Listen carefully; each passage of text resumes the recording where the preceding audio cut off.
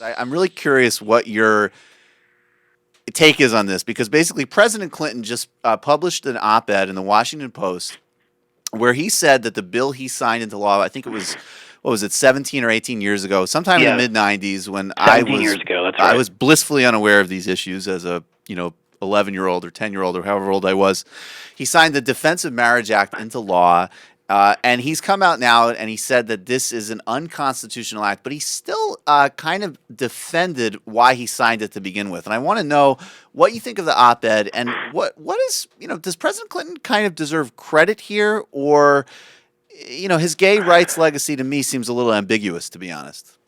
Yeah, again, let me do what I try to do with these things, and bring some nuance to this, which is I don't think you can say that he was fantastic on gay rights or terrible, but you can say when people look back at Don't Ask, Don't Tell as this relic of the past now, but people have to remember that was the progressive policy in '93, and President Clinton expended some capital pushing it.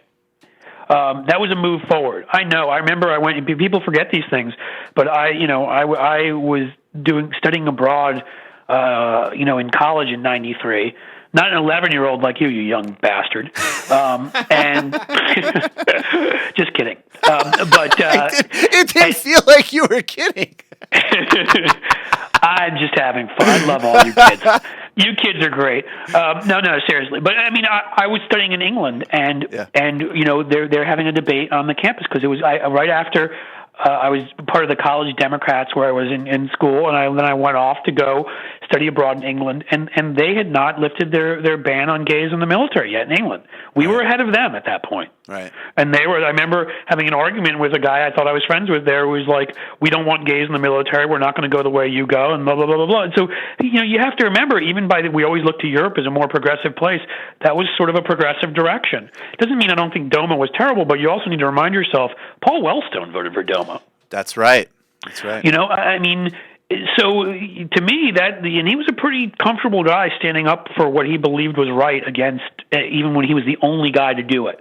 I think that there were two things going on there. I think that we were in a different place, as everybody knows. Hell, in 2004, people were running against gay marriage as a winning issue. Now look where we are. I mean, we've moved so far, so well on that issue. I think it's a model issue for a lot of us who are working on other issues, from reasonable gun policies to reproductive justice and many other things that we care about, is looking at how people have been so successful when it's coming to expanding gay rights. And I would say that this was a different dynamic in the 90s. I mean, Jesse Helms was in the Senate, a guy that blocked ambassadors due to their preferences.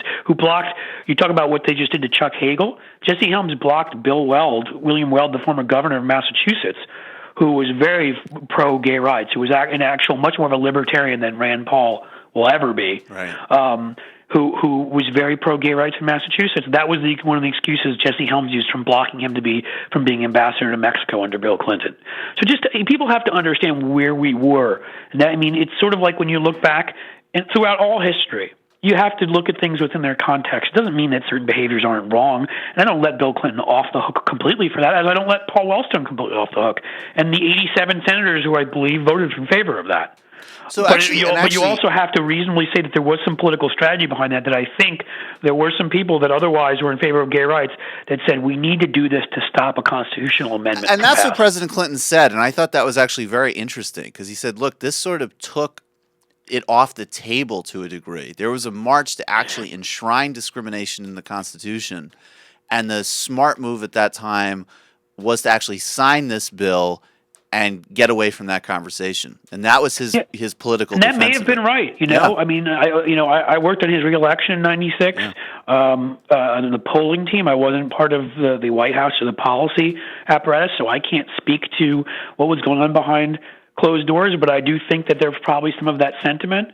I know that polling numbers were showing, we weren't the country we are now when it comes to gay rights, and I'm not saying that makes it right, but also, sometimes you do things politically because and they may seem bad at the time, or they may seem bad in hindsight, like Don't Ask, Don't Tell, but Don't Ask, Don't Tell was a step forward. So maybe Clinton should have led more in the issue. Maybe he should have fought more for it. Maybe more people like Paul Wellstone should have fought more for it. And so we can be critical, but again, nuance is important here, and understanding that this was such a different country back then in terms of how we viewed these issues overall. It's certainly, I'm not saying individuals here, or like myself, and that's not to say I haven't been wrong on issues before too, because I certainly have been. But overall, I'm saying that people were not fighting for gay rights back then, and it was a movement was a lot further behind where it is now. And he took major heat for what he arguably, as far as I read it, lost Congress in '94, and pushing for gay rights in the military context was a big reason for that, arguably politically. So it wasn't he was completely cowardly on these issues at all. Yes, and so I think we have to look at all that. And I think most of the people who I'm close friends with, because I have a number of friends who are gay rights activists, it's an issue I feel a lot of the issues, social issues, are ones that equality for people passionately sort of animates me, and that's an issue that I don't happen to work on for any clients or anything, but I feel strongly about it. I write about it. I speak about it. And I think most of my friends in that community would view it that way. Right. There was a sort of protective action back then. It doesn't make it right. It doesn't make it free of blame necessarily, but it's got a more complicated history. And I think that, what he's doing right now and speaking out in the way he is hugely important, and maybe will help us. Although, again, anything that goes in front of the Supreme Court while Scalia's sitting there, I don't necessarily like our odds. The one-man road to devolution, Antonin Scalia.